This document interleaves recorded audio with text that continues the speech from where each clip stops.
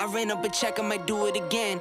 Enemies close, had me thinking they're friends. 10 toes down, I'll be free until the end. Crib outside the city, I don't feel safe in my hands. Took so many years, I'm just waiting for the wins. I'm in debt to no one but the one who took my sins. I do it for real, there's no reason to pretend. If I do it once, I do it again.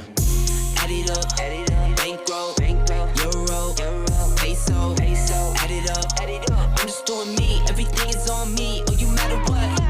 Add it up, bankroll, euro, peso, add it up. I'm just doing me. Welcome to Millionaire Before 30, where we are on a mission. Guys, we are on a mission, that is right. We have designed this entire show to give you the blueprint of how to become a millionaire before the age of 30 years old. I'm Ryan Zolan. I'm Brent Daniels, Mr. TTP, Mr. Talk to People, and we have a fantastic guest on the show today. Go ahead. Absolutely. Introduce. We got the man, the myth, the legend, Mr. Gino. I'm going to butcher your last name, Palomba. Yeah, that's exactly it. Palomba. That's perfect. That's a it. dream. Let's do it. Gino, 22 years old, started at 19, got into the real estate investing world out of Atlanta, Georgia, right? Yes, sir. And tell us about your business now. How you doing? How was 2021? And let's get into some of your strategies. Let's get into it. 2021, we did over 68 deals with over $1.8 million in gross profits. Our team now, we started 2021 with probably around like 10 or 11 people, and we ended with about 24 people. Okay. So we built up. We are virtual in terms of we've all on the phone. Closings, appointments, and even though we're in our market of Atlanta, that's where I live, we still do everything virtual. So we have a lot of overseas employees. About half the staff is overseas. Wow. Are these callers? Are these? Yeah, so it's all over the place. I mean, we have lead managers, we Okay. have acquisition managers that are in Bolivia, one of them. Yep. We have cold callers, texters, and then we also have our marketing director that runs all our marketing. She's in Venezuela, so Really? yeah, so it's all over the place. So we're going to break all this down. So 68 deals, 1.8 million. You've got a team, 24 people scattered throughout the world. Exactly. Yeah. Right? And with the 24 people, let's kind of break this down because people are going to be real interested in the different roles here. Perfect. So let's chunk it down into the three parts of the business, right? First part is lead generation, second part is converting those leads into an agreement, and the third part is exit strategy, Okay, right? perfect, yeah. So the first part, lead generation. Who heads that up, and how are you finding deals? Okay, perfect. So how we're finding deals. So who heads it up is actually our girl Marion in Venezuela. She Shout out. shout out to Marion, yeah. So we do cold calling, texting, which is our number one, and also TV ads. And we just started direct mail. Okay. Direct mail and some of the SEO stuff. But that's mostly how we find it. We have around 4 texters, I believe. Again, it's ever changing. Actually, my operations man, he would be the best one to give the exact numbers here. Sure. But I think we have about 4 texters, 2 cold callers, and then we have some also copywriters for some of the texting as well, because constantly changing those scripts as well. Cool. Yeah. And so I think that's pretty much it in the marketing staff. Let's talk about that real quick because we have a lot of the audience does text messaging. Yep. And it's a big frustration, right? Constantly having to change it up because everything gets caught by the carriers and their filters and everything. So what advice can you give people there? And your copywriting, now copywriter, I mean, when I look into it, it's expensive, right? Did you find something that's reasonable? Well, actually, I found so good question. I found a girl in Spain. Okay. That she loves copywriting. And we actually hired her to be a call quality control manager first, to listen to calls and see how they're graded. Yeah. And then I sat down with her, and then she told me she wants to be a copywriter in the future, not necessarily with our company. I was like, wait, hold on. This is actually might be a good fit here. Right. We're going to need that for a texter. So, her job, for you guys listening, she's constantly every day, and I don't know the exact number, but she's constantly creating new scripts and new outbound messages and to stay away from the carrier spam. I mean, this is every day, every yeah, week. she's grinding it out. Yeah. Because we send about 3,000 texts a day. Perfect. So Yep. the reality is we know how the market is now with the spamming and the caller. So you have to just be on top. 3,000 texts a day, 4 texters that are responding. Yeah, exactly. They kick the leads to your Exactly. acquisition managers. Yeah, lead managers actually. Lead managers. Okay. So yeah, they'll push it. So they'll do as much as possible in qualifying, right? But at the end of the day, we want them to get on the phone as soon as possible with Yes. the lead managers. And then the lead manager would transition it to your acquisition people from Exactly. there? Okay. Exactly. So it's we work in that way. We started doing live transfers between lead managers and acquisition managers, and that way we can Fantastic. keep it quick versus having that process, which it seems like it might take a while. But how do you find this talent? Where are you finding them? that's a good question. So we actually had a VA business too as well. But Okay. how that started too was the origination from this is I found these first 2 couple of virtual assistants in Latin America, and then they liked the job so much they just referred all their friends. And Right. obviously we gave them incentives to do that. But I'll be honest with you, we haven't looked to hire any of these virtual assistants, at least just through the referrals. We haven't looked to posted ads or anything recently about that. Really? Wow. So how do you find those original? So original ones, it was Upwork. Yeah. Upwork, simple it. Upwork, and there's also Outbounders.com is a good software as well to use. There you go. Yeah. Yeah. For your callers? Yeah, for callers. Yeah. Exactly. So the president of Outbounders created Call Motivated Sellers. Oh, really? Who I've been working with a lot because I used Outbounders in 2015. Way back when. Wow. Right? Gosh, yeah. And they have the biggest pool. They have like 20, 40, 60,000 phone prospectors that they can pull from, and it just wasn't getting the traction that I wanted. And I was like, you know what, I really want to have American callers. I just want somebody that sounds like he or she lives down the street. And so they put together Call Motivated Sellers, and that's what it is. It's all the expatriates that live in outside of the country mostly. Some of them are here, but that's how that really started, was through Outbounders. So that's Really? great. Yeah, that's crazy. Yeah. So let's go. We're there, but let's go when you started. Let's give people the journey of your first 12 months, right? Because you were 19. Yeah, I was 19. Okay. Okay. So how you were in college then? In college. Yep, Sophomore? exactly. Sophomore. Okay. What is the thought process of going from being a sophomore in college to I want to basically create a real estate empire? That's a good question. So it all started with finding a Max Maxwell YouTube video like September or like end of September, early October of 2018. And I was doing a lot of entrepreneur stuff since I was like 12. So by the time I found wholesaling, I was like, all right, I'm going all in on this. I saw it, and the big thing there was I watched the video, saw them talking about bandit signs, and I immediately bought it that day, like 200 bandit signs. And so by the time I get them, 2 weeks later, mid-October, I start putting them out all over the city, and I landed my first deal, closed it actually like November 10th. So pretty quick, I know that's rare. Yeah, sure. I got lucky. Yeah. But at the same time, we did put in the work to get it in there, and that's how it all started. And I had no one with me at that time. And later, actually, right after I closed my first deal, I bring in one of my buddies, my best friends, which no longer works for me, but we can get into that later. But, like you talk about with partners, I know. I've been through that. Yeah. So anyway, I just brought him in, a good friend, and then, that was the end of 2018.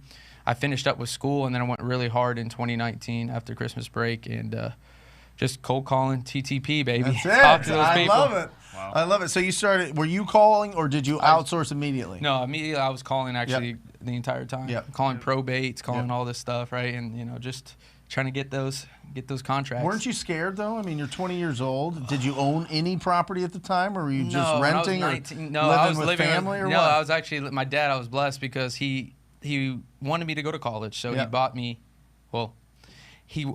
I didn't have to pay for my education. Right. And then also, because my sister, previously, she's older, he also got us a townhome in the college. Sure. So I had all my buddies living with me. Yep. So I was, living rent-free, having a good time. But, I was scared, obviously, getting on the phone. I think we all are when we first start dialing, right? The first 2 weeks, I'm shaking on the call, afraid when someone answers. But later, gaining that confidence, keep talking to people, and for sure. Yeah. What was like the biggest difference maker you think of when it all clicked? Was it that first deal a couple months later that was like proof of concept, or was there at one moment specific where you're like, this is the vehicle?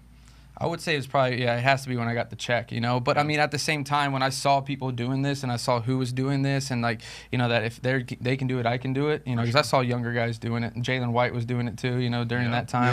Yep. And so I was like, all right, look, this can be done, so let's just go after it, you know. So I mean, it was from the beginning. I felt pretty confident in it, but once you see that first check and you grab that, you know, that's a big proof of concept. That's it. Let's not forget about our co-pilot here, Albert Bowie over there. Hey, what's look at going these on? guys. I'll tell you what, real quick, just as a side note, look at these guys' shirts. I love it. Look at that. That is looking good. Agent investors. Why don't one of you guys tell us what that is? What is that? You already know. We got our agent investors course coming out April 1st. Awesome. Super excited about that. We're finally able to launch the education system with teaching how to work with real estate agents and with on-market deals. Getting deals on the MLS. Correct. It's going to be incredible. I'm really excited about that. Yeah, that's crazy. So, awesome. So, Albert, any questions so far? I was curious because people always talk about, you know, the fear of first calling. Can you tell the people what your first calls sounded like? What was your mind, your process, and everything? I mean, actually, to be honest, I think I had the Brent Daniels script, the Yeah. TTP Yeah. script from like, you know, from wholesaling, you know, through Max's Facebook group. It was in there, and I would be looking at that, but I'm sure it was a lot of stuttering. It was a lot of, you know, nervous talking. I mean, I don't even want to think back what it looked like or what it sounded like then. I mean, It's kind of nostalgic, though. Yeah. You know, anybody that's going through this, let me give you some hope and some really positive emotions here. It's difficult to learn a new skill, but the more reps and the more experience that you have, the easier and more natural it comes. And when you can talk to at least 1,000 property owners and ask them if they would consider an offer and really try to understand, do they want to sell? Because that's what a lead is. That's somebody that is going to sign an agreement with somebody, whether it be retail or wholesale or whatever it is, creative finance and whatever it is. It's somebody that wants to transfer that title. That is a lead, right? Once you discover that, once you feel comfortable having enough conversations to discover what a lead is, that's when the magic starts taking over. That's when you start going, holy cow, in my mind, I'm making $1,000 an hour making calls. I'm making $1,000 an hour making the calls. And I'm telling you, you talk to 200 people yourself, you'll get one deal. I'm just telling you, it might take 90 days. That's the tough part. That's when you really got to see what you're made of. That's when you really got to understand, you know, do I really want to be a real estate entrepreneur? And just like Gino's talking about here, he pushed through it. Now, 4 years later, or 3 years later, not even 4, 3 years later, almost $2 million in gross revenue and 68 deals and 24 people on his team scattered throughout the planet. I mean, I'm telling you, right? But it doesn't happen if you don't get past that first part, right? Take the action, make the dials, and it'll come your way, you know? That's right. What do you think right now is like your biggest struggle? Biggest struggle is always, I mean, I would not say always, but I would say just the people, you know? And I feel like we have a great team, but it's like, you know, growing now where we're at in our position of our company, you know, where I'm sitting is I now have to train people to become better leaders. Sure. Not just better employees. You know, they need to be leaders to the marketing, you know, the directors of my, you know, the marketing director, the sales director, whatever, and that's me right now. But, you know, other directors, I got to train them to be better leaders because now they have a team underneath them. You know, that's the hardest thing is taking someone from an employee mindset to a leader. You know, love it. Sure. I was watching this Robert Kiyosaki little clip, whatever, on entrepreneurs, and he was talking about how the kids in school that got the A's on all their tests and all the things now work for the people that got the C's. Exactly. And he says because the people that got the C's understood how to collaborate and get as much talent as possible, not be the smartest person in the room, but bring the smartest and best talent together in the room. So most of being an entrepreneur is recognizing the talent and the potential of the people that you bring on and bring on the right people and really grow it, which is kind of like, wait a second, you know, that seems crazy. Don't you have to be an incredible specialist in something? Exactly. No. You need to be an incredible leader. And it starts with putting the work in your first and earning the right to actually lead somebody. Exactly, you know what I mean? Yeah, you have to You got to put it in. Yeah, exactly. I love it. Damn. Yeah. Let's run through a wall. I know. I know. Roll, well, baby. you know what I mean? I mean, that's absolutely, man. really what it comes down to. A company a business owner is more about the people that work there than anything, than themselves. For sure. You know what I mean? It has to be. Always. Or it's going to be constant overturn. There's going to be constant ego issues, and it's going to be limited by the ego of the owner. For sure. That's it. People first. Right. Love that. Yep. So awesome. So out of calling, texting, internet leads, TV leads, what's your are they all 25% of your sale of your I would say we deals? spend out of the deals. So I would say it's about the majority of it's probably about. Obviously it's different, every month, but I would Sure. say it's probably 60% SMS, Okay. 35% TV, and then the rest, being cold call or, SEO leads or whatever it may Awesome. be. Yeah. So texting is a big feature. That's why you have a copywriter. I've never heard that. Yeah. Have you heard of that? No. Albert? No, first time. I'm hiring a copywriter. Yeah. I'll tell you what. Yeah, it's awesome. Can I just go to Upwork.com and find Well, somebody? at the end of the day, you just got to find the best person that fits your team. And, I didn't go exactly looking for a copywriter. Like I said, I just Right. found that she was Yeah, doing call for sure. quality Right. control, but she told me she was looking for it. But yeah, I don't see why you couldn't just go to. So let's also take a step back and just make sure we're dumbing it down a little bit here, because Mm-hmm. I'm even a little confused. What is a copywriter? Yeah, so the copywriter, in our business, what she's doing is she's writing different outgoing messages every single day. And for our texting campaign, so it can prevent us from being marked spam, right? So we can mix up all these keywords, and that way we're not flagged by the carriers and, prevent us from not reaching to other sellers, right? Gotcha. So, truly a copywriter, I might not know the definition of that, but, how she's working in our business is just constantly writing, paragraph, different They scripts, pick the words. There you Yeah. go. Nice and easy. It's a copywriter. That's They awesome. pick the words. That's awesome. And you would be surprised how powerful that is. Oh, absolutely. Incredibly the amount of time powerful. that would take just to go in and change each text. One Oh, word yeah. on a text could be the difference of 10x the For sure. the response rate. And you For real. guys are keeping track and looking at your numbers at which campaigns are doing better with Exactly, which exactly. scripts. And correct? again, our marketing director handles all that, but Yeah. she's constantly looking, say, hey, what's marked as, what's lower delivery rates coming in, Yep. what messages are causing that. Let's put them on hold. Let's go to these. Let's make this other, whatever it is, For at this sure. point. Are all of your employees then salary, or are they commission? So all the copywriter, they're all on just an hourly pay. Yep. Okay, there you go. And the marketing director, though, she is on a base. There you go. But What about sales? sales? So I'm the sales director right now. Underneath me, I have a LM, lead manager director, Yep. and I got an AM lead director, and they're both working managers. Yep. So they're all the lead manager director. He gets a $3,000 base. Yeah. And he gets, I believe it's 5% of any deals that he does, but also 2% over where we were at the time he became the manager. Sure. So obviously whatever he provided more to the team. For sure. And then same thing with the the AM, except he gets about 12%. What's an AM? Acquisition manager, sorry, or home buying specialist. That's actually our new way. We've been calling them home buying specialists. I love like it. that. The sellers, because sellers Mm-hmm. obviously, you say an acquisition manager, they're going to start tensing up. for I don't want sure. to talk to a manager. Yep. We just talk to our home buying specialist. So I love that. That's good. yeah. Yep. Yeah. So the home buying specialist, he gets paid about 12%, and then he also gets 2% over whatever he brings Look at in this when guy. he's Copywriter, home buyer specialist. You're spitting fire first 18 minutes of the show. Guys, if you guys are getting value out of that, make sure you hit that like button. Yep. When you hit that like button, that exposes us to more people to bring into our world. The more audience that we have, the more incredible guests we can bring onto the show because they find value. They want to talk to you. So get it going. Make sure you hit that like button and let's rock and roll. I can't believe he's 22. 22. That's awesome. for sure. And let me say this too. Well, the thanks for beard not- throws it off. No, this ain't a beard, man. This is not a beard. Gino, man. I was making a joke, but how long have you been 22? Shoot, man, about almost 10 months. Yeah, that's awesome.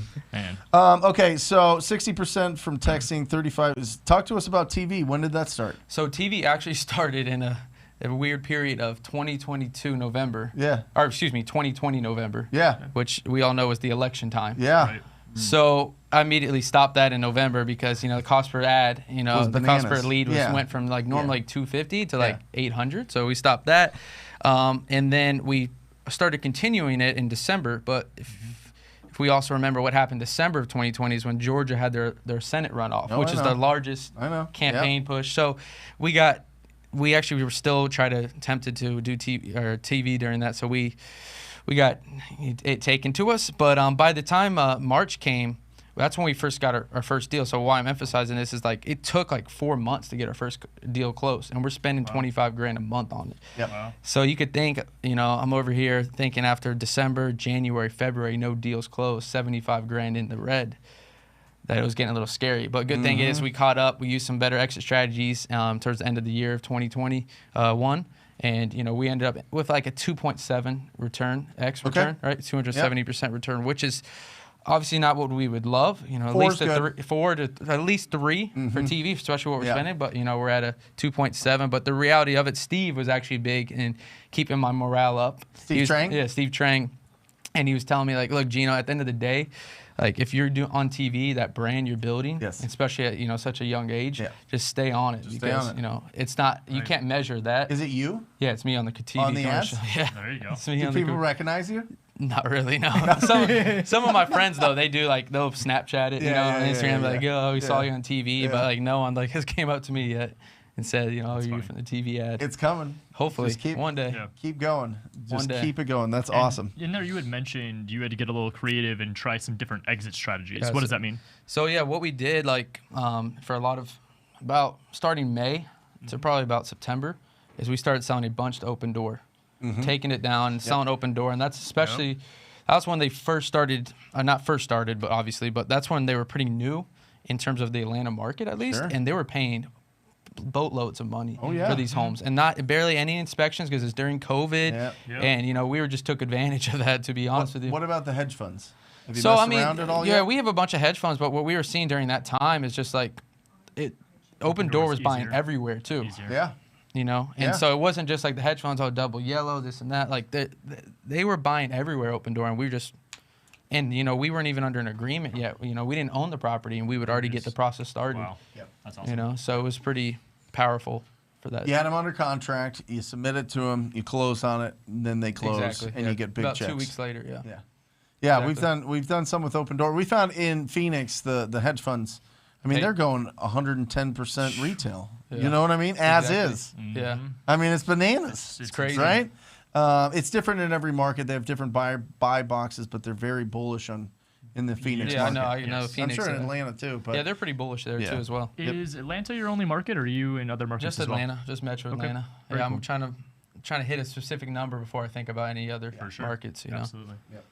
Awesome. Wow. Well, guys, remember, this is a question and answer show. We need your participation. So a couple different things. In the comments section, I want to hear about success. I want to ring this victory bell here. If you have locked up a deal, if you have sold a deal, if you went on your first appointment, whatever it is, we want to ring this victory bell too. We want your questions. We got Gino here to answer them for the next hour and 8 minutes. So make sure that you put in your questions here, and he is going to answer them. And I'm sure we'll pop in there as well with some of these.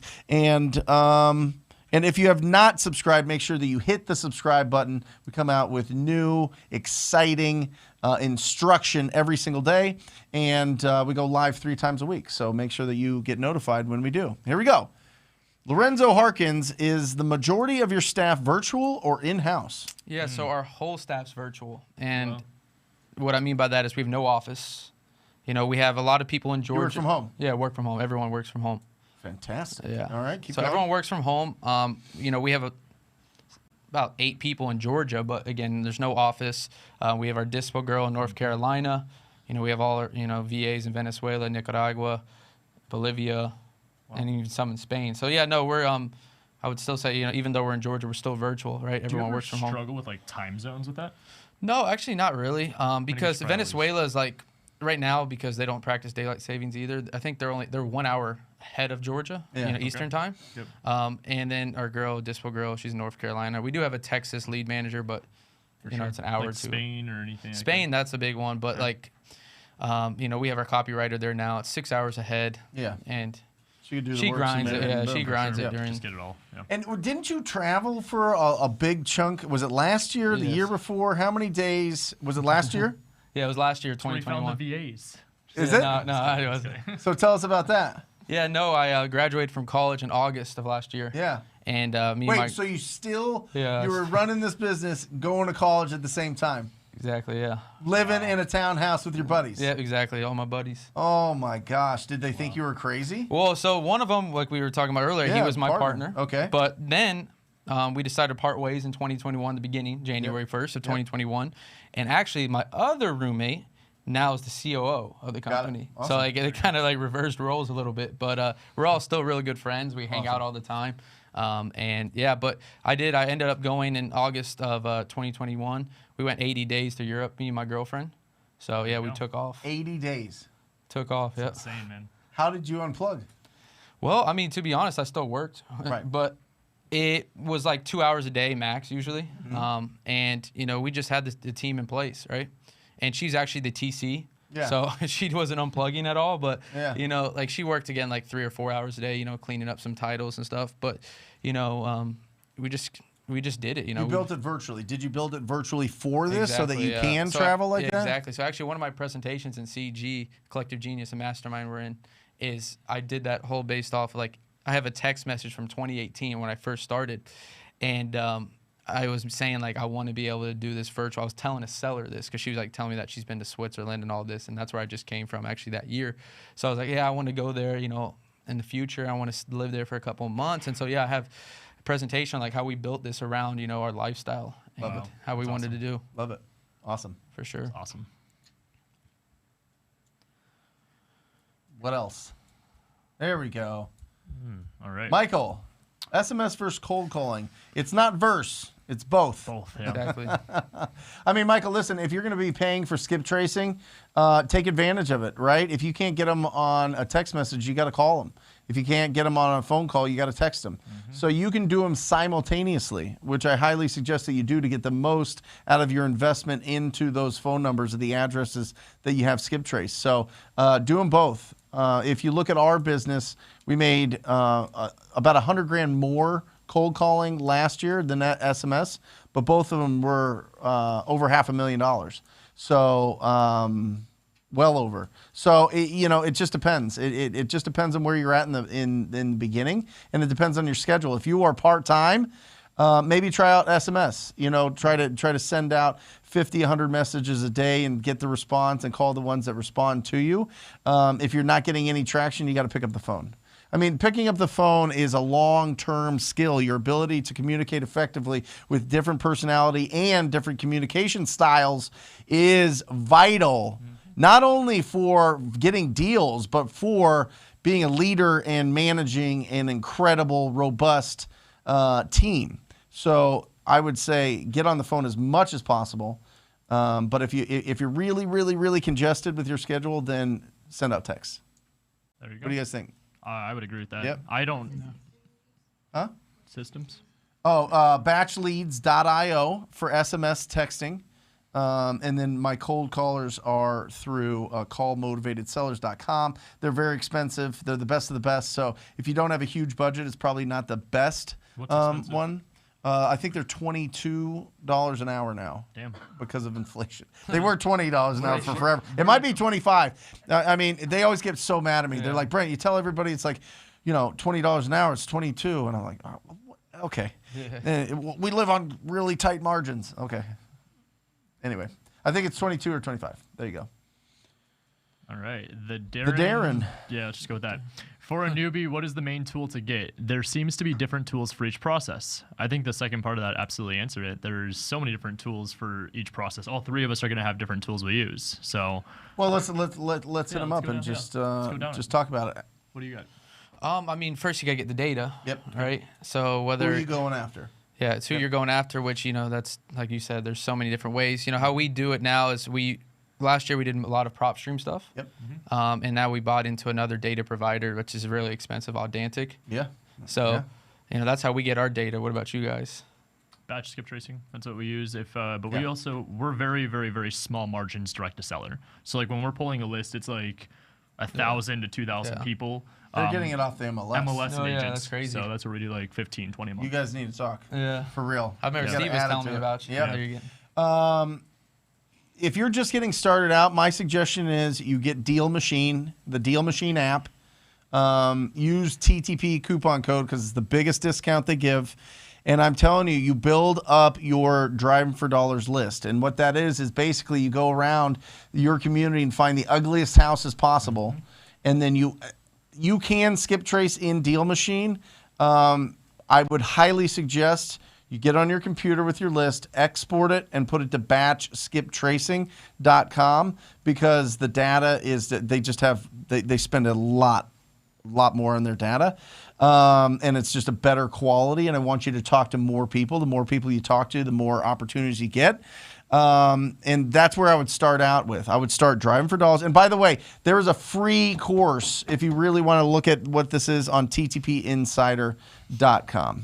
So we'll see how many of the runners I can get in the first 30 minutes of this thing. Just keep Back going. and forth. That's I like it. that.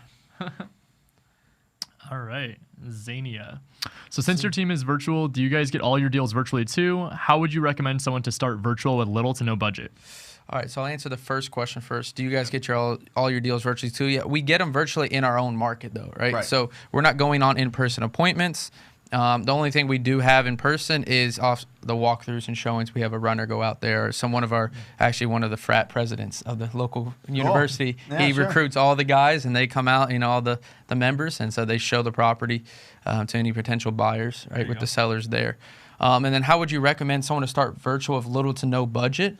I would say if you're starting with little to no budget virtual, I guess it's pretty similar than what you would do, I guess, in person, other than that you wouldn't be able to door knock and, do some of that driving for dollars, but you can drive for dollars virtually. Right? Yep. So if I'm starting, with little to no budget, what I'm going to do is I'm going to try to find, obviously, the low-cost, marketing sources or marketing, situations, right? So maybe I'm doing, some SMS, or maybe I'm even, what I like too doing, and I'm going off a little tangent here, but I like also, if I'm starting out virtually, again, I'm building a relationship with other wholesalers, and I'm talking with them, and I'm trying to see exactly, what are the hot areas, and not only that, and pitch that with also finding those buyers as well. How does that conversation go? Well, if I'm talking to another wholesaler, I mean, what I would be saying to them is, hey, look, I'm starting out, but, I'm looking at, seeing where I maybe possibly could find, where's the most cash buyers buying at. And, if you can find that, then I would also probably pitch to a wholesaler too, depending on what you want to do, right? If you want to work more the JV route, hey, if you have any deals, send them my way. I would love to provide them to, I am starting out, but, I do have a couple buyers, and hopefully you already went on Facebook and, found some buyers or whatever it is. But, try to bring in those two together if you have no budget. I mean, that's what I would do if I had no money at all. And I actually just made a YouTube video on this too, but if I had zero money, I would definitely just partner with other wholesalers, and or you do it on the market as well. There's so many different ways. For sure, and that's kind of where my approach would be. I always tell everybody the best thing you could do when you get into a marketplace, similar to wholesalers, just talk to agents. Yeah. Those are the ones that are down in the trenches. They're actually going talking to homeowners as well. The only difference is that you're necessarily not necessarily getting rid of a wholesaler out of the transaction, but you're then building a relationship with a realtor that's going to bring you the opportunities. Then you bring that to the wholesaler relationships you just made. They'll help you sell the deals. Exactly. So yeah, it's big. Awesome. There you go. Boom. Pete, at what point should I transition to hiring a team? Have a few deals under my belt, but not sure when to scale. Fantastic. Yeah, so I would say you don't want to just start hiring a team right away, right? You want to hire one position at a time. Yep. And what I do is whatever I was, in which a lot of us have heard, whatever I wasn't very good at, that's what I wanted to get delegated. Because if I'm the best salesman, and that's my most revenue generating activity, I don't want to release that to the very end if I'm what I feel the best 100%. value for the company, sure. right? So Yep. I would start, Pete, one by one, right? And I would look at what is taking up most of my time that's not providing me the most return on my, time, right? And I would start there. For sure. I see it as a number, Pete. Todd Toback, one of my mentors and good friends, fantastic. He said you need to make $30,000 for 6 straight months before you hire anybody, right? Minimum. Sean Terry says $30,000 for 3 straight months. I think either one of those is really strong. You need to lead with revenue because remember, here's the absolute facts. When you hire somebody, you have the financial responsibility of them and their family in your hands. Is your business strong enough to take on that responsibility? It's a real question you need to ask. Not only that, but is there enough opportunities? Are you doing enough lead generation, or are you hiring them for lead generation? Do you have enough budget to be able to understand that when you bring somebody on, there's going to be a little dip in your business. There's going to be a little bit of training. There's going to be a little bit of, passing off to the other person. It doesn't have to be dramatic. Sometimes it's dramatic, but just remember, you need to have a good, fat, heavy bank account, or you're going to constantly be disappointing people by hiring and firing and hiring and firing and hiring and firing. And avoid that. It's just a lot of brain damage. Love that. Not brain damage. Yeah, I know. Don't love that. Yeah, I know. Let me see that shirt again. Why you got? Are you cold in here? You want to pop the top? You keep this thing. It's like cold, 62, I know. But you know what? Okay. I like it. Okay. Yeah. We're taking off the jacket. Keeps you thinking on your toes. Well, it also these like lights interrogation, it gets hot with these. So, Interrogation. Nathan, sorry if you already answered. Just tuned in. Awesome. Welcome, Nathan. What markets are you operating in, and how can we squat up with you? Yeah, so I'm in the Atlanta market, right? So Metro Atlanta. Nathan, if you're in there, just reach out to me on Instagram, and love to work out and maybe do something together and provide some value. Do you do a lot of dispo? Yeah, we dispo for a lot of wholesalers. I mean, it's not our main thing, right? For But sure. we partner up with a bunch of wholesalers, help them dispo their homes. What's the best way to reach out? Is it social media? Yeah, social media would be my best way. On Instagram, it's just my name, Gino __ Palomba, PALOMBA. Boom. We'll put it on here, Yeah, for sure. Matt. If you Thanks. can put it in there, or put it in the Gino chat, that'd be great. Palomba. Yes, sir. Awesome. Steve, when interviewing title companies to see how friendly they are towards wholesalers, what type of questions do you want to ask them, and why? Solid. I'll let you take that. And Yeah. So Albert, if you want to chime in here, Yeah. I know you've got great relationships as well. I'm Yeah. taking it in here. I mean, interviewing title, it's hard for me to say that because when I walked in, Ryan had a lot of relationships, but now that I'm in the business and kind of looking from a 3,000-foot view down, one, they got to know, do you know what an assignment is? Learn that one firsthand. And two, it's just, I learned their personality really needs to match you. Are they organized? Or are they messy? Yep. So you want to make sure that they can, for sure, handle the types of files. But for sure, the number one questions is, do you know what an assignment is? And that will tell you, basically, do they even know what wholesaling is? And that'll tell you if they work with wholesalers or not. And that answers your question if they work with wholesalers. Love it. Get a referral, Steve. yeah. Literally, get a referral from anybody that you meet at a real estate investing association meetup, or a meetup group, or Bigger Pockets, or Facebook groups. Just put who is the best title and escrow officer for wholesale deals, for investment deals, and then you already know that they're doing the job. Just reach out to them and just kind of feel out their energy, and people will respond. You look for the people that get a bunch of likes next to their name, and then reach out to them first. If for some reason you're like, nah, I don't know about this, they might be too overwhelmed, because they do get overwhelmed, and you want to try somebody else.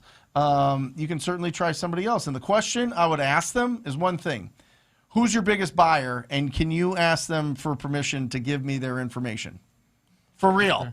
Because the title companies know everybody. They do. They know, I'm telling you, private money lenders, hard money lenders, and title companies know all the best buyers. And they know all. We talked about it yesterday. We talked about the levels to this game. The levels to this game is all about recognizing potential. You might look at a property in Phoenix and go, I don't know if that's a deal. Ryan can look at the same one and go, I can make 40 grand on that. Exactly, yeah. Right? Because he understands the potential of that property in this market. Right? Exactly. And he understands, and the only reason he understands that is because he works with buyers that he could sell this deal to.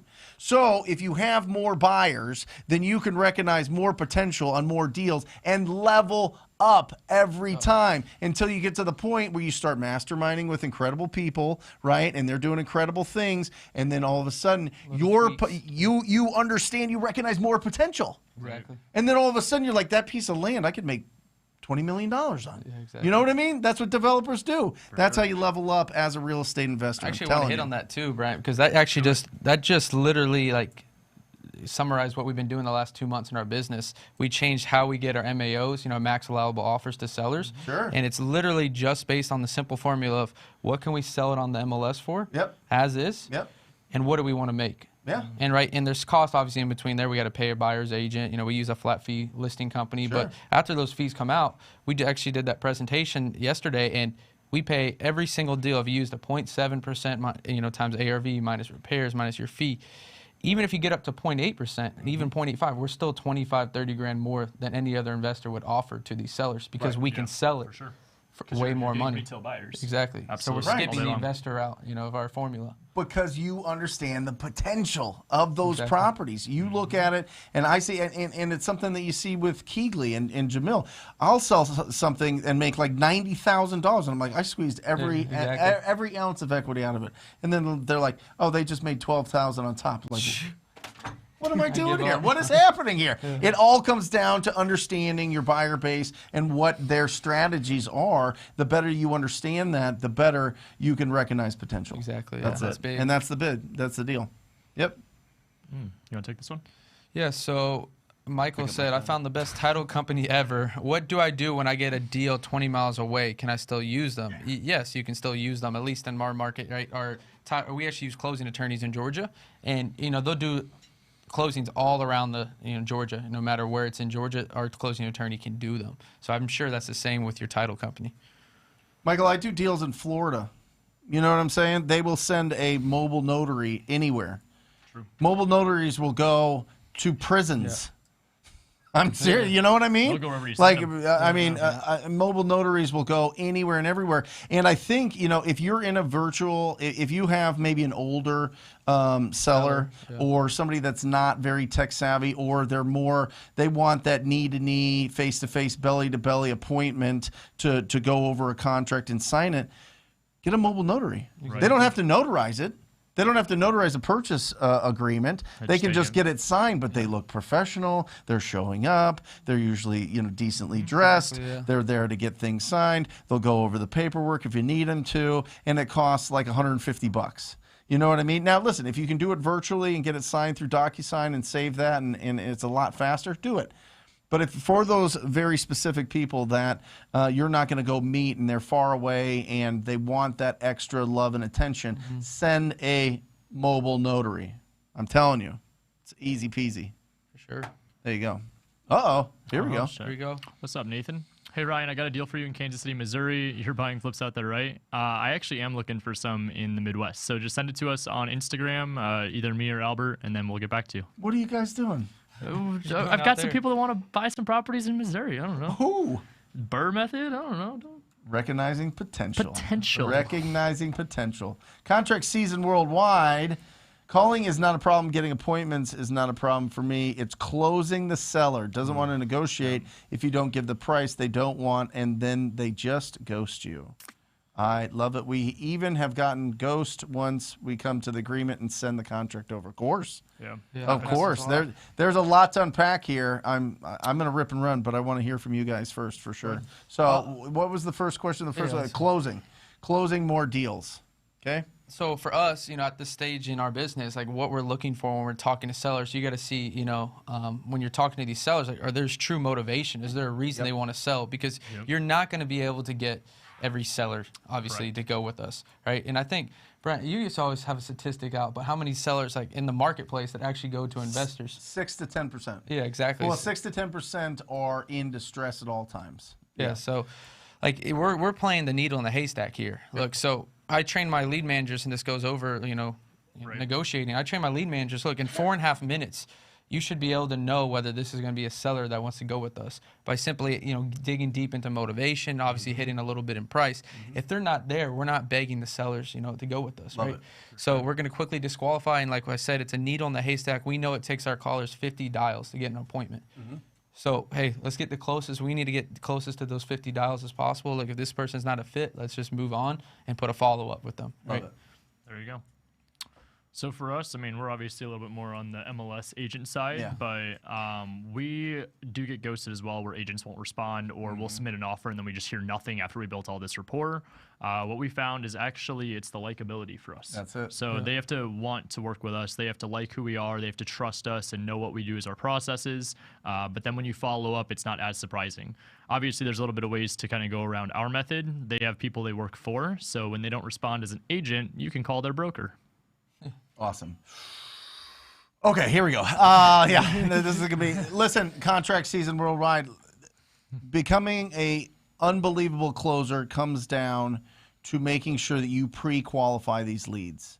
It's exactly what Gino was talking about. Condition, timeline, motivation, price.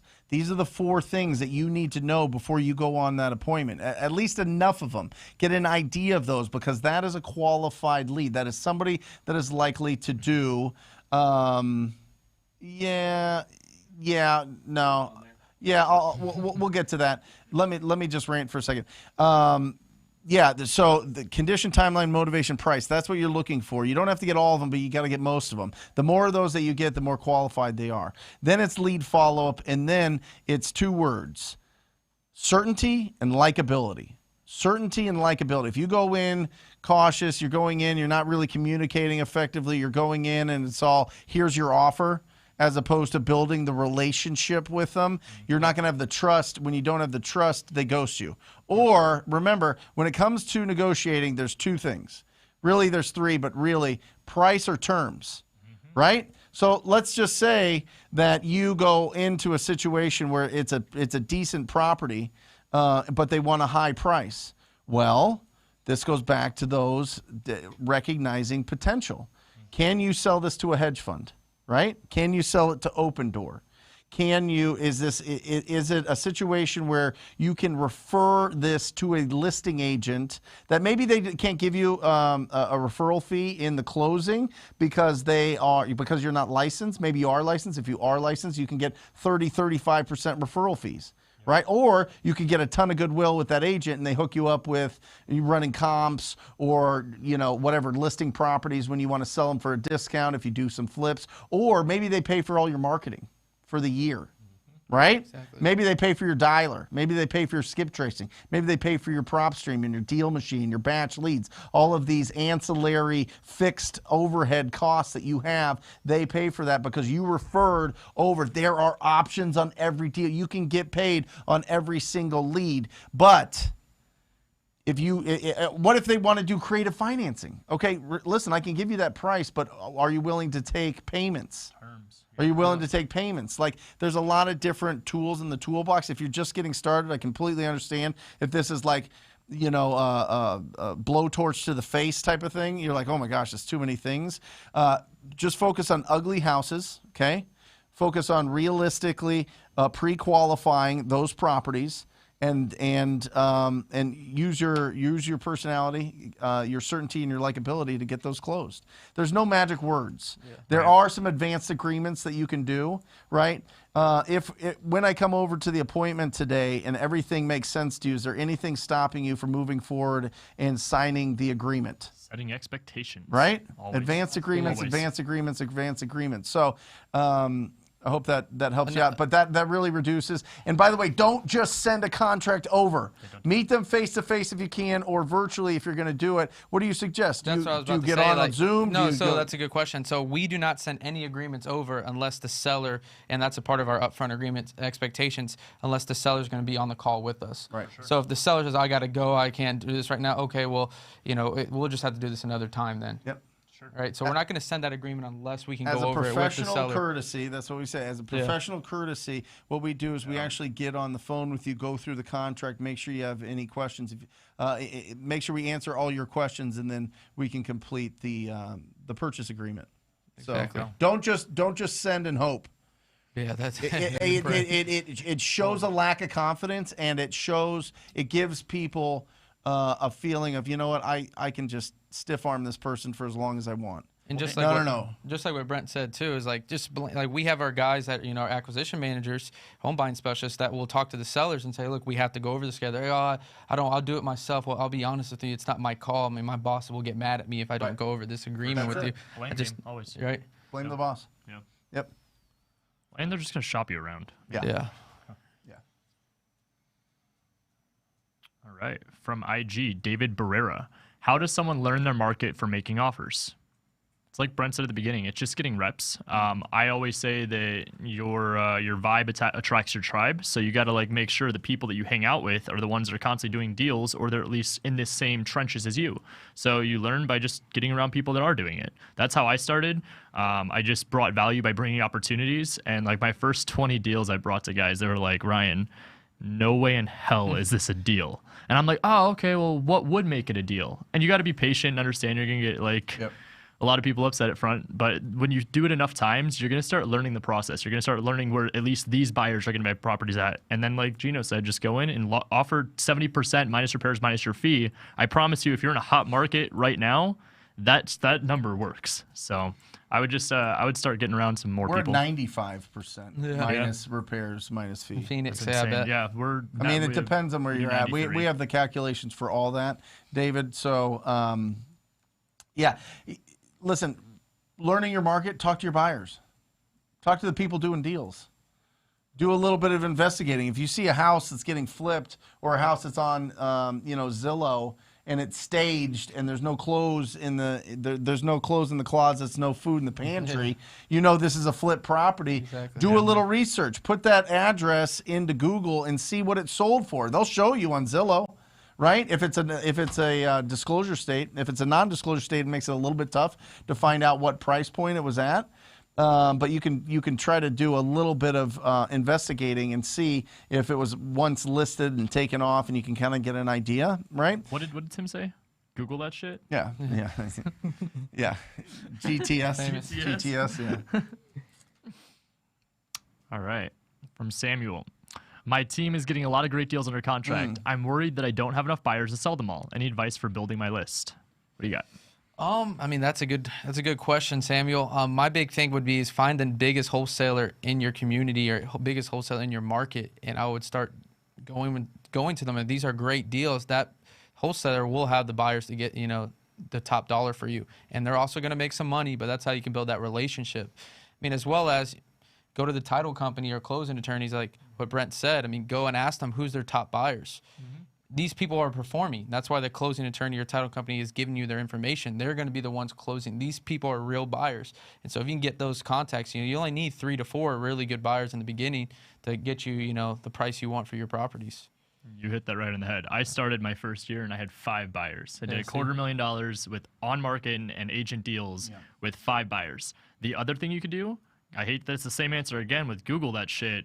You type in, for example, Phoenix cash buyers, you're going to see a bunch of wholesale lists. There's usually a contact information on there, or you can fill out your email, reach out to them like Gino said, and guess what? You're willing to give up a little bit of the profit, but you're building a relationship with them and potentially even the buyer that they bring to the table, and then from there it's just off to the races. Cash Buyer Pack, TTP Insider. Just download it. Gets you the 100 top buyers. It's a lot of what these guys have mentioned and a bunch more different strategies for pulling it. You can actually get some really, really incredible buyers off of LinkedIn. Yep. LinkedIn, There you go. slept on. There you go. Sorry, what was that? 100? Okay. How can I find buyers for vacant land? Drew asked. Great question. Do you deal with much vacant land? I personally do not. Okay. So, Drew, first thing first, you need to skip trace all of the bordering properties around that piece of land. And I would highly suggest that you look for land that's in town. If it's out in the middle of nowhere, there's no utilities, you got to drill a well, you got to drop a septic, you got to do all that.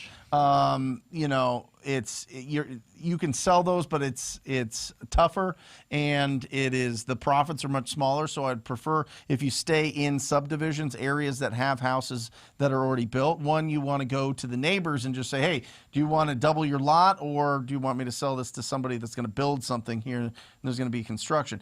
A lot of the times the neighbors are going to want to buy it because they're already using it themselves, or they just want to have more of the property, right? They've always wanted it. They just didn't know how to get a hold of the owner, or them and the owner, or mad at each other for whatever else. Who knows, right? So that's one strategy. The other one is you got to reach out to all of the builders that are in your area. You can find them on LinkedIn. You could probably look up Google registered contractors, general contractors in the area, and get a list of that. Oftentimes it comes with the phone numbers, and then you just start calling.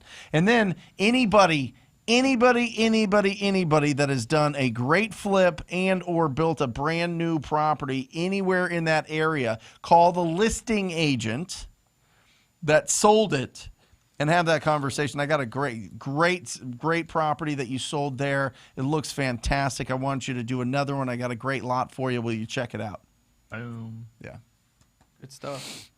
122,000 we just got in Sedona Really? for a lot. Sedona? Wow. Yeah. Dang, I was looking at getting Airbnb up there. Yeah. It's all crowded to- though, right? You have to have a License. Really? They did that? Yeah. You should talk to Jesse Yeah. once he's trying to buy up there. No, I know. I told him. 122. There you go.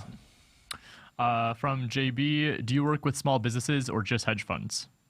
For me right now, what I'm usually focusing with in our buyers list is, like I was mentioning a little bit earlier, is going on the multiple listing service, the MLS. And what I found there is we'll get beginner investors. They tend to pay more money. Yep. Or hedge funds. So it's kind of actually both. Small, like starting up, flippers, hedge funds, and I also work with a bunch of, first-time home buyers Awesome. or retail investors. Yeah, same here. Small businesses, retail investors, hedge funds. I'm gonna get a deal with one, I promise. Awesome. Gonna happen.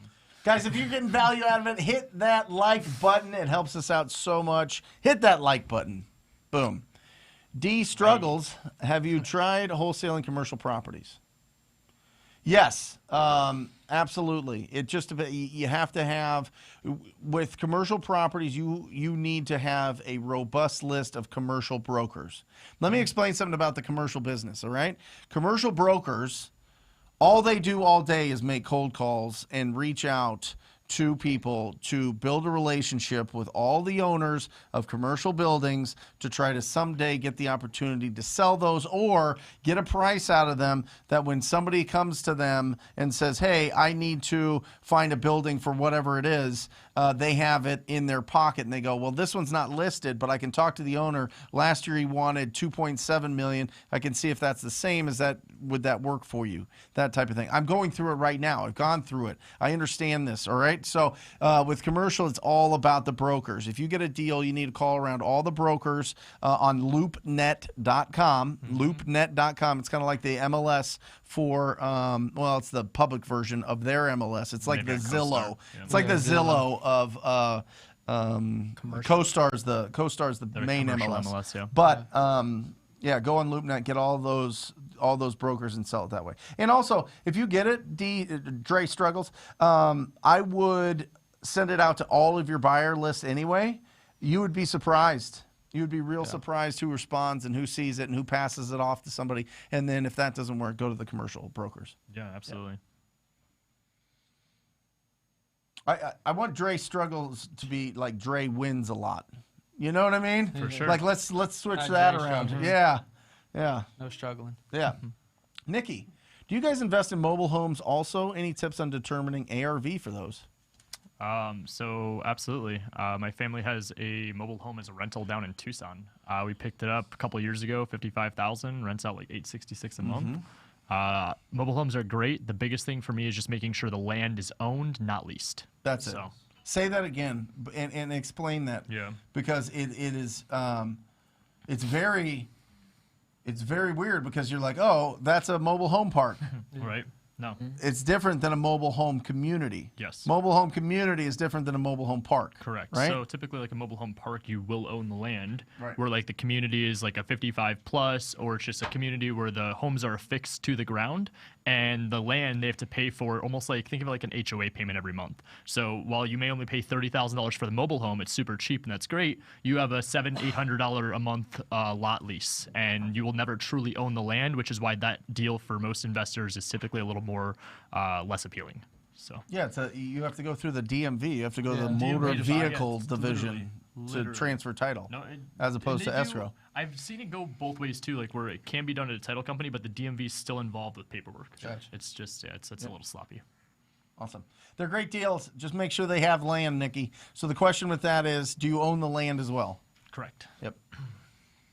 From Kevin16, best way to find ARV. What websites do you use? Awesome. My answer is super plain and boring. I'm sorry, but I use tax records, and it's just attached to the MLS out in Arizona because we are a public state. Okay. Same here. Zillow or, like you said, For sure. public records. But And yeah, go ahead. No, sorry. What we've actually shifted into, guys, is stopped using that ARV method. Okay. And all we're looking at, like I was explaining earlier, is as is value homes and what we can sell them for, right? Yep. So starting out, of course, ARV, but if you guys can also shift that, I was actually going to talk about in my first deal, like I used this 0.7 times ARV minus repairs minus our wholesale fee, and my offer to the seller was like 175. Well, I start calling, and again, this is my first month of starting, and it kind of goes in with this, but when I started calling buyers, because I lost a deal. The seller only wanted 200, and that's it. So 2 weeks later, I'm just calling buyers, building a buyers list, like, do you have anything, or did you have anything before? And I said, yeah, I had this Send me a property. deal. And the next day, I tell them the details where it's at. They're like, we want it. They bought it for me for 210. Yeah. So that formula did trick me up, and that's why I don't use it We as go much. 0.84 Yeah, so you're higher now. in any major market. Phoenix. Yeah. No. Across the country. What? Yeah. 0.84. No, I would say that's probably- minus repairs. Do you want to buy a house in Kansas minus City, Missouri? wholesale. Yeah. Yeah, Kansas City. but here's the interesting thing. So we look at 10% off the top is what an investor wants to make. Profit. Gotcha. Right? Okay. Minimum though of 20,000. Gotcha. Okay, so this is where it gets tricky, is because you could go and buy something in Kansas City Yes, at for 100,000. 100,000. I 10% still is need 10. to make 20,000 minimum. Okay, so that's where. Okay. So it's not the That's your 10%. caveat. That's where Gotcha, gotcha. that equation, the ARV minus times 70%, was created like 25 years I know, ago, yeah. and the prices were just lower. So you needed Sure. to have that big profit margin built into that, Right. because if you look at it, needed 30% yeah, of of 100 100,000 gets you the 30K you know what or I'm whatever, saying? yeah. But 30%, if you try to do that in this 300,000, market yeah. of 500,000, No way. you're taking 150,000 off the top, minus the cost, And the minus repairs, yeah. your fee. way. You will be You're gonna get blown out of the water. every time. Every time. Blown out of the water. And listen, you can do that calculation and get huge deals, Yeah. If right? you don't know better. You don't know any better. But do you Needle in a really haystack becomes a do you little- really get huge deals because you think that you can only make so much because you have to sell it at 70%? Yeah, exactly. You don't have to. We're pushing things at 95%. Look at that. Yeah. You know what I We're mean? selling most of our Supply and stuff, demand yeah. matters. Supply and Sure. demand matters. Price point matters. There's not a box that it all fits in. That's why I say if it's over 250,000 on so the answer to this, Kevin, is Zillow, Redfin, and Realtor.com. Take all three of those, add them all together, divide by 3. That's the free version. You can also get PropStream, TTP data, or that's where you get PropStream or batch leads, and that'll give you a little bit more accurate of a estimate, right? And you take that number, and if it's above 250, go 66% of that. If it's below 250 and between 100,000 and 250, it's 50%. And if it's below 100, it's 25%. Will you put it up, Matt, for me, please? Just so that everybody has it there. And I love this beautiful purple color. There you go. There is the estimator. If it's over that, 66%, 50%, 25%. Guys, don't overthink this. I'm telling you, most of our time is wasted because we are worried about putting in the right offer. Get those 3 estimates from free websites, or get one of these incredible list services that estimates it for you.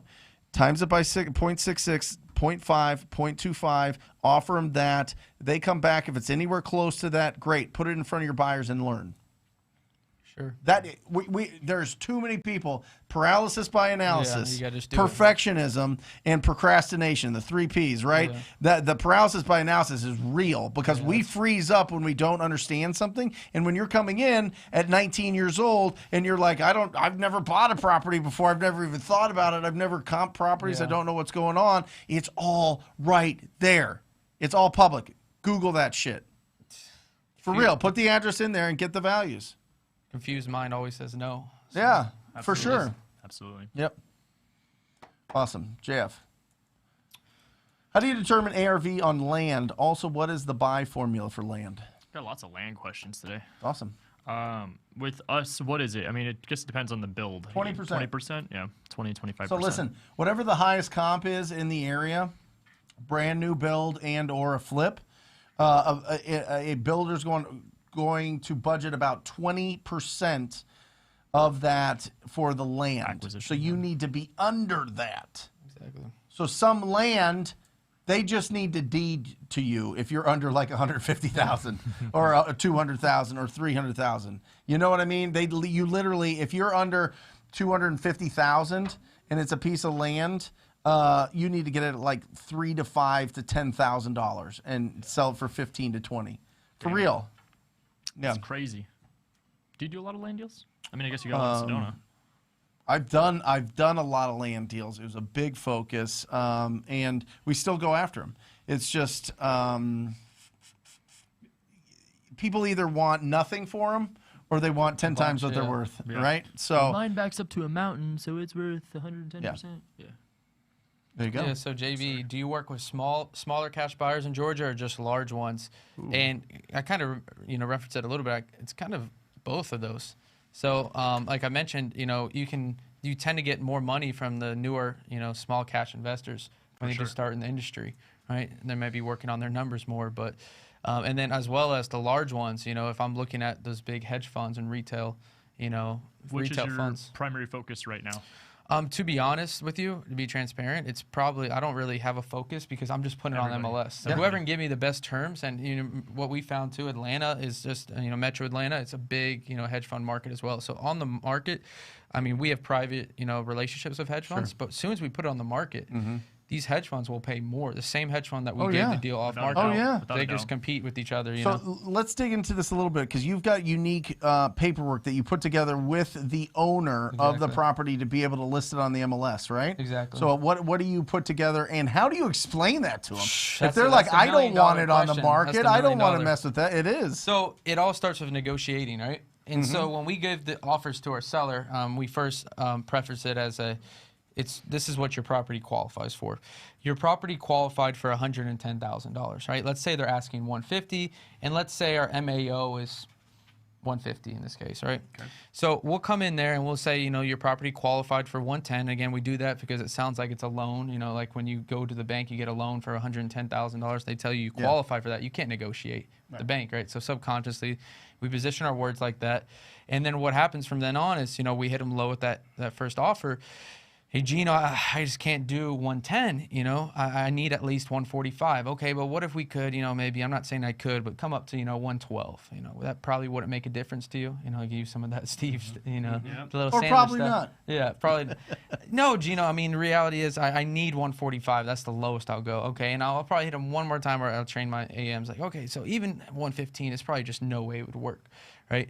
And maybe we would shoot up to 123 since we're so far off. Yep. And I know my max allowable offer is 150, so I know they reached it, and they're still telling me they want 145, and we're 20 grand off. I'll go to the seller and I'll position this. I'll say, hey, I do have a way where I could get you your 145.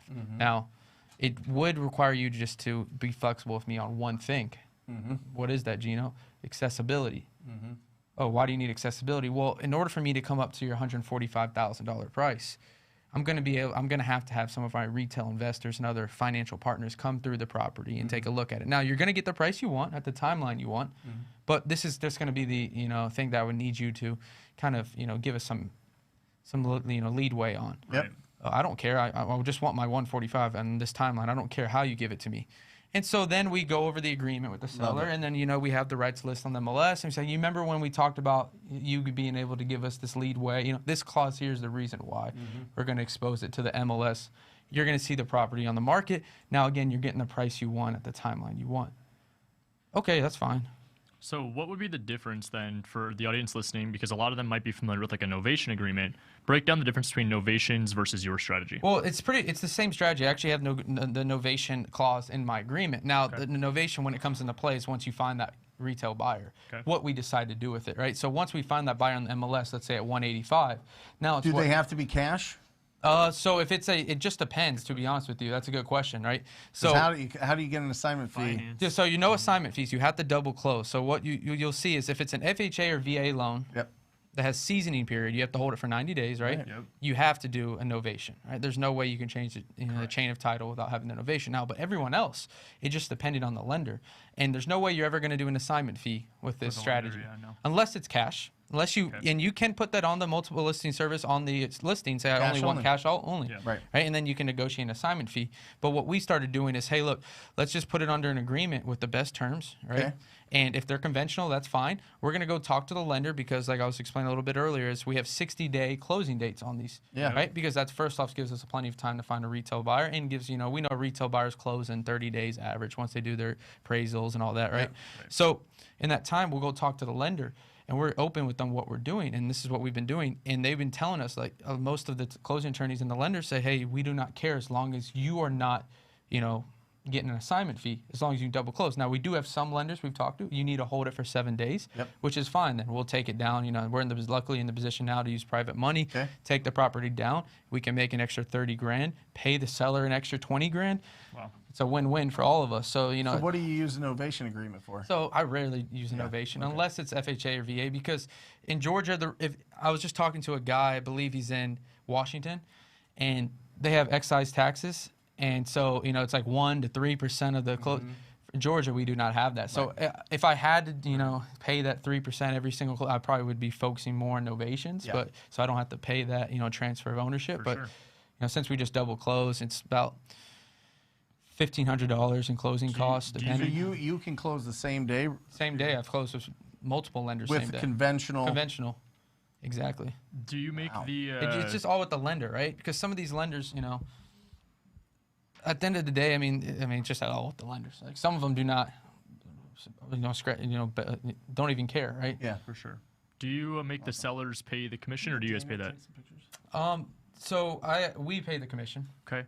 Now, what would stop the seller from just putting it on the MLS themselves with a realtor? Yeah, that's a good question. So that's not what everyone's probably thinking. Well, Right. again, Mr. Seller, you have there's not traditional showings, right? You're not have to clean the house. You don't have to get the house, in perfect condition.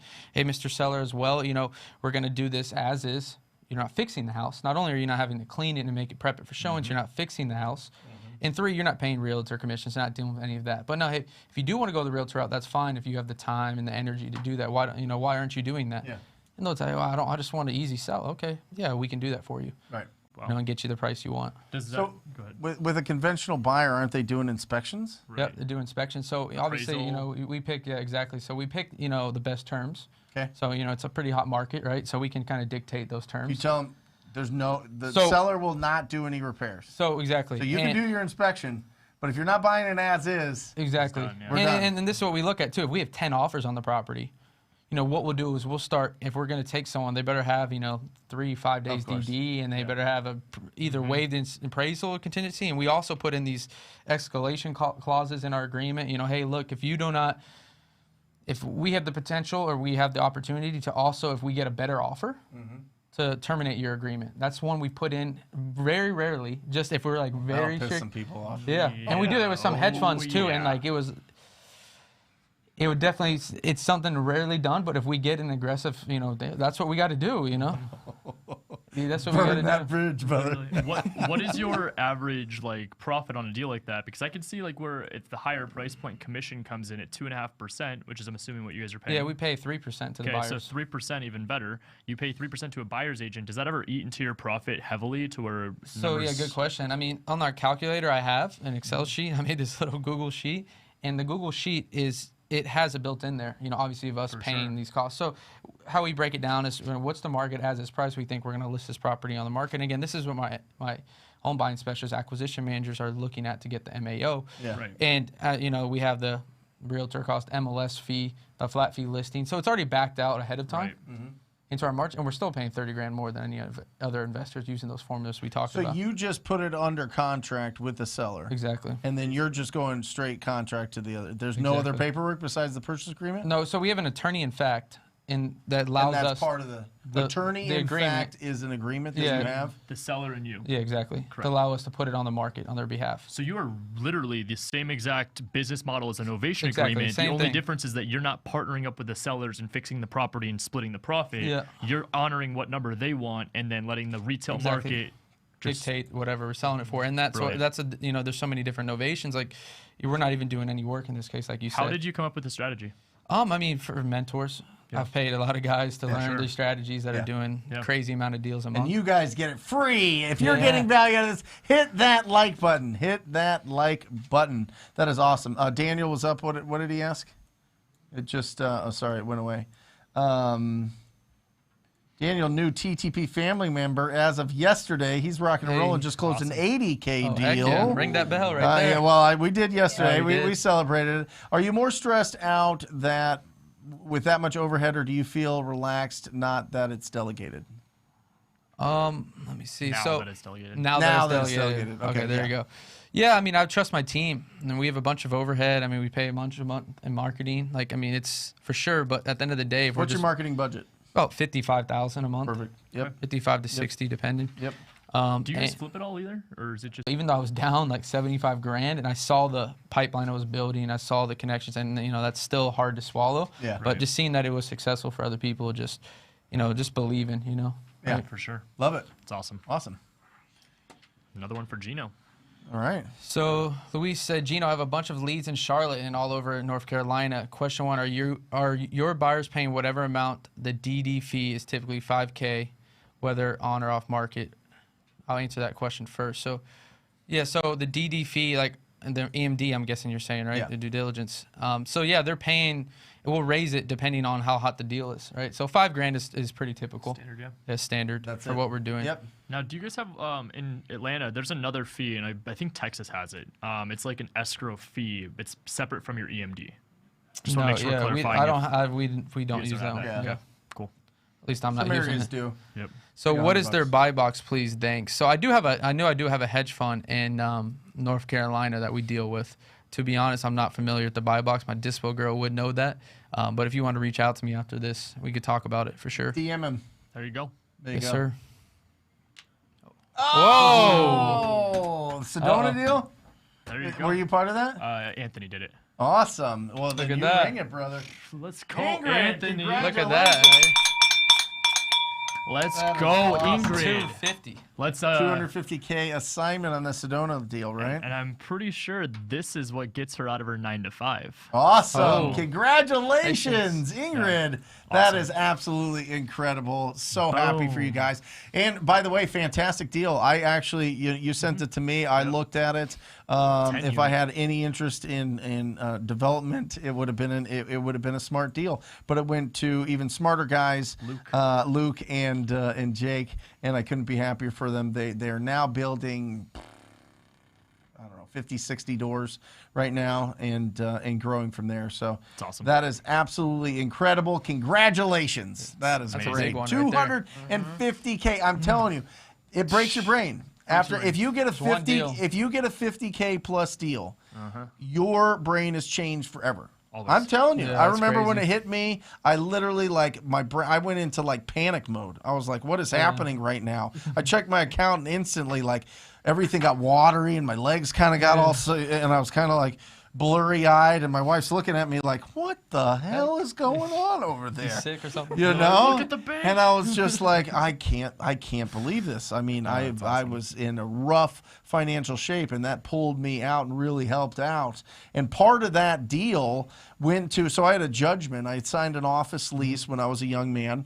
Then 2008 financial crisis hit. Real estate went bananas here in the wrong direction, and I lost everything. And I had this big judgment for over $700,000, and I was like, at some point I need to hire an attorney to be able to negotiate this judgment, and I was able to do that with that deal, and got that off, and that was like then I was just loose, The weight off your I was off the shoulders. chain at that point. I was running down the street like a madman. Like a wild dog. Yeah. But I think I remember you always saying too when I was starting out. I remember hearing from you, you'd always say, like, if you just do this consistently, Yep. every single quarter, like, Every quarter. you're gonna get Massive a big deal. one. Yeah. Every deal, massive deal. Yeah, we just the last year and a half here because of, Oh, yeah. of Market. the market. I Yeah, mean, we're just- averaging that every deal. Yeah, exactly. Right. That's crazy. I mean, I'm telling you, it's crazy. Anyway, is direct mail still an effective way to market? We just started direct mail, so I'm not the best one to answer go. this. And I don't do it.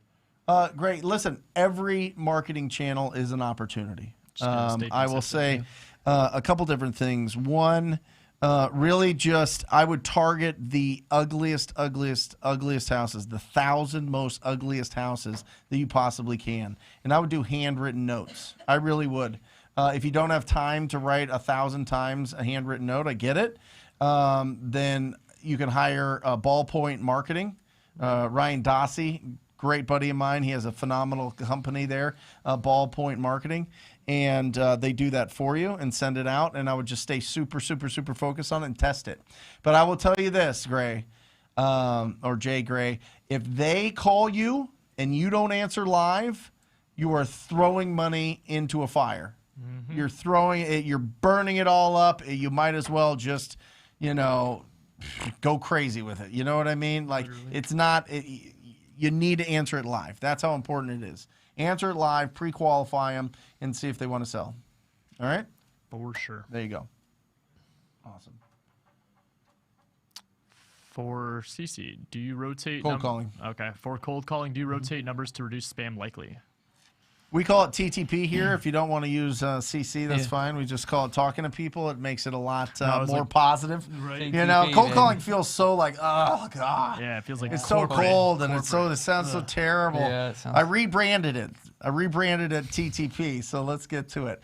No, I'm just kidding. Yeah, you got to rotate all the time. I mean, sometimes we rotate daily. If you're using batch dialer, they can give you like 10 numbers and they rotate it for you. It makes it a lot easier, Drew. How often do you rotate your numbers? Shoot. I think every day. Daily. What we do on our CRM too, something here tip, is we actually put now where we have numbers for each lead manager that are dialing. Obviously, sellers, like every day of the week, they have their own number. Like they have a Monday number, a Tuesday number, a Wednesday number. Because Is we're that even one seeing cycle? that. So no, like they'll have a number on Monday. Okay. They'll have a number on Tuesday, and it's set, right? So like next Monday they'll hit the other Monday number. sure. But that's prevented us because even in our CRM we've been getting marked spam. Yep. For how many dials we're doing. So Wow. Tyler, do you call lists until you've reached everybody? I'm getting a lot of voicemails and people hanging up due to dialer lag time when answering, wondering if I should stay on the list or start another Tyler. If you're my Tyler, which I think you are, I'll have them call you and fix that. Usually it's a setting in your dialer that's causing that lag time, but you do not want that lag time. It'll destroy it. If you're having lag time, you need to recall that list 100% because people are just hanging up, For sure. Catherine Rivera. Do you need my phone? Can I have my phone? Let me see if that's the... Oh boy. Uh-oh, here Oh we go. boy. boom. That was money. There you go. Go ahead. From Instagram, from Catherine Rivera. How do you deal with stereotypes that wholesalers are trying to scam people with low prices for houses that might be worth more? So this is transparency. This is communicating, likability, tonality when you're on the phone with them. And then also, too, for me, I really like to focus on just making sure they understand they could make more money if they were to list it. My model is a little bit different where I am a licensed real estate agent. So if I were to tell them they could probably get more money listing it, I can also still be that service to them by being the realtor. So as for stereotypes with wholesalers, bring value. Understand that when you come to them, you are trying to create a service, and sometimes speed and convenience is worth the price point you're willing to pay, which is, again, where it goes back to likability, tonality, and just how you set the expectations with them. Listen to this. This is funny because it's your market. I have an incredible student named David. Gotcha. David lives in Nigeria. Really? David cold calls from Nigeria to Oh, Atlanta. gosh. He just got a deal. Actually, I think this one might be Houston. You know what? He's in Houston. Sorry. It's all right. It's all right. We'll say Atlanta. But the same thing. He just I just got a text. Jeremy, my disposition manager just sold it for an 18K pop. Heck yeah. No. 23K pop. There you go. Yeah, Heck 23K. yeah. Look at that. And he's making calls. David, if you're watching this or watching the replay, congratulations, brother. I'm going to ring this for you. There you go. Hey, there it is. From Nigeria. That's crazy. He's 19 years old. That's crazy. He's you across. Yeah, You know what I'm exactly, saying? yeah. He's you guys, right? You know what I Yeah. mean? Getting started on this thing super early Literally. and just taking action. And I'm telling you, you talk to enough people, you get 23K deals. Doesn't matter where you live. It's For sure. incredible. There you go. All right. Ooh. Oh, here we go.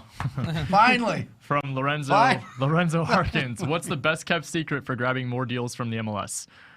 Brent just said it. It's talking to more people. It's going to be talking to more agents. It's going to be submitting more offers. It's going to be understanding that just like when you're going in, you're targeting a list that may have motivation direct to seller, you could target the same type of filters and motivation on the MLS. It could be a property that isn't selling. It could be pre-foreclosure. It could be probate. It could be fix-up.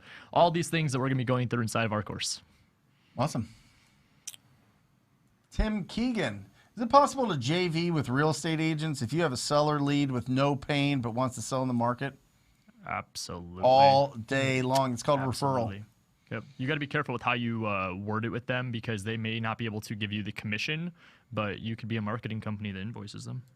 Yeah, I mean, listen, if you don't have a license, at some point get a license or have Yep. somebody on your team that has a license or have somebody that you know refer the lead over to them that have a license and then, You can play the game. get paid that way, Tim. But absolutely, we make a good amount. We'll make 6 figures this year just from agent referrals. All day. Just from sending over really clean properties with people that want a retail price and don't have an agent. We send them over, and our referral partners do a phenomenal job getting them closed. Do you great. have your license or someone on your team licensed? No, we actually don't have anyone licensed, but I have really good partnerships with a couple. Actually, my buddy has a brokerage, There so you we go. use him. We also refer stuff out to him as For well. sure. There you go. Josul Paulino. Should I have an agent to make offers for me or should I go straight to the listing agent? What's the better process? My attorney answer is it depends, and it depends specifically on the seller and the situation. So if you're competing against 15 offers day one on market and the only way possible to get the deal done is either to go unrepresented or have the listing agent represent you and the seller, do that. If it's been sitting for 30 days and you are licensed, either an agent you work with or you being licensed yourself would represent yourself in the transaction and get that commission on top of it. So Albert, what's your thought? All these MLS questions, it goes back to talking to people. Yep. I mean, Yep. the difference instead of talking to sellers is now you're talking to the agent. Yep. I mean, a good example is I'm a traditional agent too. I still got my clients' offers accepted. They were not the highest offer. They did not pay cash. And they still accepted our offer because I did the one thing that the other agents didn't do. And the other agent told me that they didn't have a phone call with them. That's it. They didn't call. They didn't talk. Crazy. And I over-communicated everything to lay it down transparent. And that agent, therefore, felt it was less risky to work with me and my clients because I got nothing to hide. I told you exactly how the deal is going to go down, what they're offering. It goes down to the one simple concept. That's it. Awesome. from Oleg. Can you please advise on how to walk through the house when virtually looking for deals? Is it through Zoom? What do you guys do? Yeah, so what we do is if it's obviously we ask condition questions, right? And we know a lot of sellers aren't telling the truth half the time. Right. I think that's what Pace always says, sellers are liars, right? But at the same time, we also, if we're in... It's buyers are liars, sellers are worse. That's right. That's what it is, right? So what we also do is we have the sellers on a lot of our deals actually send us pictures of Yes. the property. And we That- tell them that that's all going to in. benefit us, as much as possible, give you the highest offer if we can actually see, more detailed pictures of the condition of the home. That's literally the game. If you need a checklist for that, Oleg, TTP Insider, I'm telling you, perfect offer pack. We've got a checklist. You can send that to these property owners so that you get the pictures that you're looking for. Because if you just tell them to take pictures, it Oh, God. turns into Yeah, you have to give them you have to give them You have to give 'em very, some very expectations, right. specific instruction. Yep. Gino, Rocky, up with a bunch of little pictures, right? And of course, it also depends on the seller. this is my sink. Yeah, This exactly. is my flooring. Yeah. Look at my This baseboard. is my hole in the ceiling. Yeah, exactly. And of course, it's it depends. What?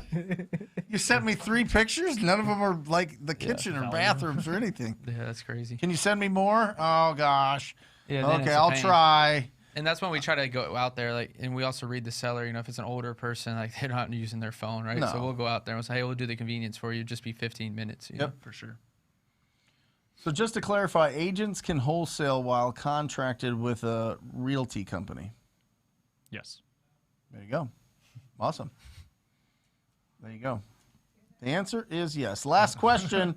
Oh, One Ton snap. Patriots. Hey. Welcome back. There we go. Look at that. That's his truck next to him. Repeat. By Look the at way, that thing. that's his truck. Yeah, that's Headed up right. to, like, That's a the- Georgia truck right That's there. a joy. It's for sale. You ready? Really? Yeah, it's for sale. There you go. Great to see you. 3 more deals under contract yesterday. Congratulations. That is awesome. Let me hit you guys as we close the show with a quote. And if anybody knows where this quote came from, I'd love to find out, but I love this. Poor people do the wrong things. Rich people do the right things. Wealthy people own the right things. I love that. Interesting. Right? Love that. Isn't that dope? Yeah, that's a crazy I one. love that. I heard that and I was like, oh, that's it, right? Get that I mean, tattoo. you can be as rich as you want, but you're not going to be wealthy until you own the things that are assets. To make you wealthy. Let's pop it up real quick, Matt. The steps to Millionaire Before 30. It starts with first, do a deal. Just do a deal. Get the proof of concept. Build up in your mind the fact that you can do this. We live off of faith when we start. Cross that bridge from faith to fact. Do a deal. And then you transition. You make the biggest jump, which is going from proof of concept to doing this business full time. That's right. When you transition full time, you should be able to understand that more time and more energy, more effort should lead to more production and more volume, which then obviously leads to the third step. To a credit card company, to a car loan, to student loans. Don't be somebody else's ROI. It makes it very difficult to build up your own portfolio, your own, Absolutely. number 4. Your own Sorry, assets. there you go. You basically start over at ground zero. We understand all the variables and all the things that can happen in life that could lead you to where you're at today. But once you're able to go full time, you're able to kill the debt and start over at zero. What do? You already have the proof of concept from doing the business. You have the ability to do it full time. You start investing into assets. This is where we create cash flow. We create assets that are going to generate income for you every single month, which is what leads to the 5th and final step that we're all trying to achieve. Financial freedom. Financial freedom, a.k.a. control of your life.